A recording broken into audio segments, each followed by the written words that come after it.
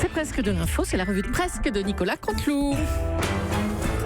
On va revenir sur la polémique de la piscine. La piscine que veut faire construire Emmanuel Macron à Brégançon et qui coûtera 34 000 € et mesurera 10 mètres sur 4.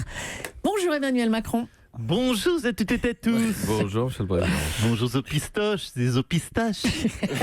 Non, franchement, 34 000 €, c'est une affaire. À ce prix-là, je ne pouvais pas m'en passer. C'est vrai que 34 000 €, on est vraiment dans la fourchette basse pour une piscine. Qui est le fournisseur qui vous a proposé ce tarif d'ailleurs ? Du Monté Swimming Pool.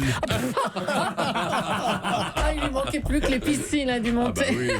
Oui, c'était ça. Ou alors, il me proposait également éventuellement de privatiser l'Aqua Boulevard pour 11 € par jour. C'est une affaire aussi. Alors, un mot de cette photo qui a été très commentée, où l'on vous voit à la fête de la musique entouré de danseurs en barésie, monsieur Macron. Oui, bien écoutez, ce genre de commentaires nous montre une classe politique raciste, une classe politique homophobe, et je n'ai rien à ajouter sur ce sujet.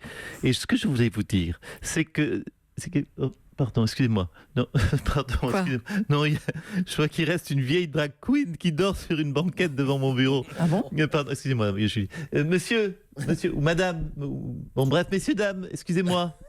Pardon, Emmanuel. Oh non ! Oh non ! Je me suis assoupi contre mon gré. Gérard, merde. Gérard, mais qu'est-ce que tu fais dans cette tenue, Gérard ? Je voulais danser un slow avec vous, monsieur le président, lors de la fête de la musique. Et je ne sais pas ce qui s'est passé réellement. Je pense que j'ai dû prendre un ecstasy à la place de mes médicaments pour la tension et du coup, je ne me suis jamais réveillé. Bon, écoutez, puisque vous êtes là, Gérard Collomb, le ministre italien de l'Intérieur, Matteo Salvini, s'en est pris directement à Emmanuel Macron, dénonçant l'arrogance du chef de l'État français. Oui, alors là, ne m'en parlez pas. Je suis furax, comme disent les jeunes. Je le dis aux Italiens, je suis furax, sono furaxo.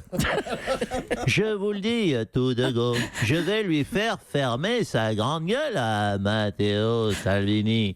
Io va faire fermer sa grande gueule à Salvini. Ah dites donc, vous êtes remonté, Gérard Collomb. Oui, je suis remonté. Parce que quand on touche à mon nez Emmanuel Macron, notre sauveur, notre guide spirituel, notre lumière au bout du tunnel, eh bien, je ne supporte pas. Donc, je vous dis, ça va chier dans le ventilo. Cagaré dans le ventilo. Oui. Non, je suis chaud. Je tombe la liquette. Je vous dis, je vais les défoncer les macaroni. Oh là là. Non, Gérard, calme-toi. Pense à ta tension. C'est gentil d'essayer de me défendre, mon cher Gérard, mais comment te dire, tu n'as pas le physique de ta colère. Tiens, ce serait un bon sujet pour Anne-Sobel. Ouais. Et si on renvoyait une mesure forte, si on renvoyait Claude Barzotti chez eux. Gérard Collomb, Emmanuel Macron sera demain à Rome. Est-ce que vous allez l'accompagner ? Ce serait prudent. Emmanuel Macron l'emmène. On pourrait d'ailleurs faire un crochet par Venise. Vous savez, Madame Julie, je peux être un redoutable garde du corps. Je sais que j'ai pratiqué la savate, Monsieur Cabrol le sait. Mais j'ai arrêté dans les années 60. Mais vous savez, la savate, c'est comme la bicyclette, ça ne s'oublie pas.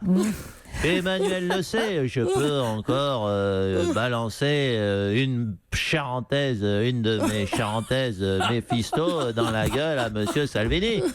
Tiens, oui, vous souriez. Regardez-moi un petit peu, un instant, concentrez-vous. Regardez mon Mawashi guéré. Attention. Oula, mais qu'est-ce qui se passe ? Merde, j'aurais dû m'échauffer.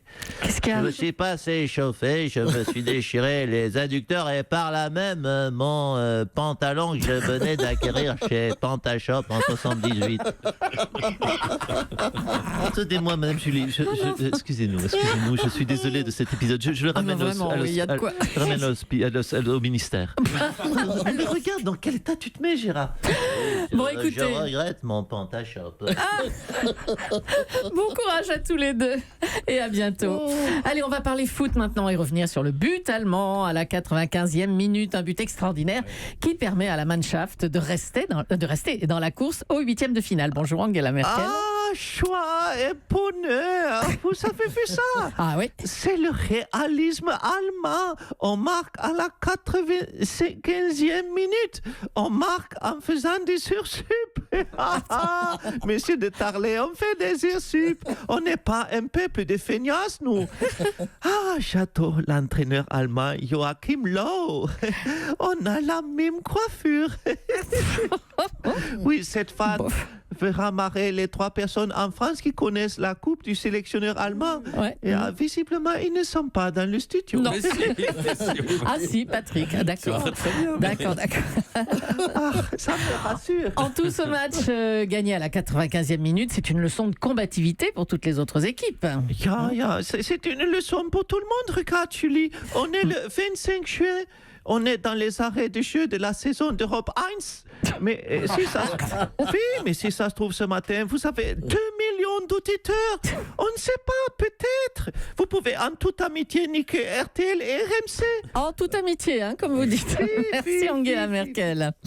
Limogée de la vice-présidence des Républicains, Virginie Calmels a annoncé que son mouvement Droite Libre tiendra un meeting avant le 14 juillet. Oh, mais flûte à la fin. Je dis halte à tout. Bonjour Bertrand Delanoë. Il suffit maintenant. Alors écoutez, oui bonjour, pardon ma Julie, je suis colère. Qu'est-ce qu'il y a? On violente mes Vélib, on copule dans mes autolibes et maintenant on souille mon concept en créant Droite Libre. Non mais elle va se calmer la Calmels. C'est vrai que Droite Libre s'inspire un peu de la marque que vous avez créée, Bertrand. Non mais franchement, mais pour qui il se prend la Calmels? C'est du plagiat, vous l'avez dit. Puis ça va intéresser qui de louer des vieilles coinceuses de droite en libre service? Franchement c'est nul ce concept de Droite Libre. C'est nul ce Droite Libre. Eh ben on vous comprend Bertrand. Allez, à bientôt. Allez, notre point Coupe du Monde maintenant. Les Bleus sont déjà qualifiés demain. Demain, ils rencontreront le Danemark et on est en ligne avec Didier Deschamps. Les garçons, s'il vous plaît. Est-ce que quelqu'un a vu Kylian? Il est dans sa chambre. Oui, attends. Oui, pardonnez-moi, Mme Julie. Il y a Kylian qui s'est enfermé dans sa chambre. Une seconde. Kylian.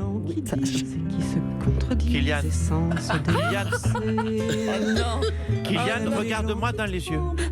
C'est insupportable, tu es pénible. Maintenant, il faut que tu arrêtes d'écouter Johann Sylvestre. C'est pas comme ça que tu vas t'intégrer dans le groupe, dans le collectif. Alors, s'il te plaît, Kylian, tu mets un petit maître Gims comme tes camarades, comme tout le monde. Si, tu mets du maître Gims maintenant. Alors, Didier, on attend que les Bleus montent en puissance. Vous êtes confiant pour la suite ? Oui, écoutez, après cette large victoire 1-0 contre ces géants du foot que sont les Péruviens,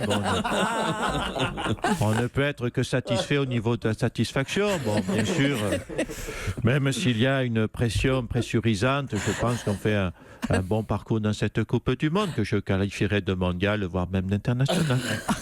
Merci pour ce commentaire, Didier.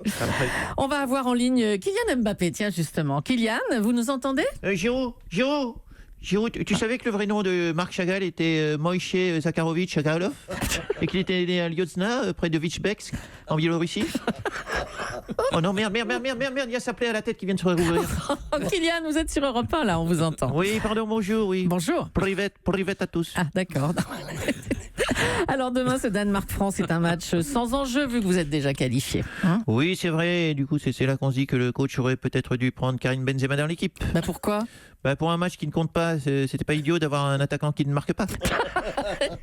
En tout cas, c'est gentil de nous répondre, car on a entendu que vous aviez décidé de ne plus vous exprimer dans les médias jusqu'à la fin du mondial. Oui, alors je dois le dire, vous êtes ma dernière interview pas sérieuse. Désormais, je ne répondrai qu'à Bernard Pivot et Frédéric Tadei éventuellement.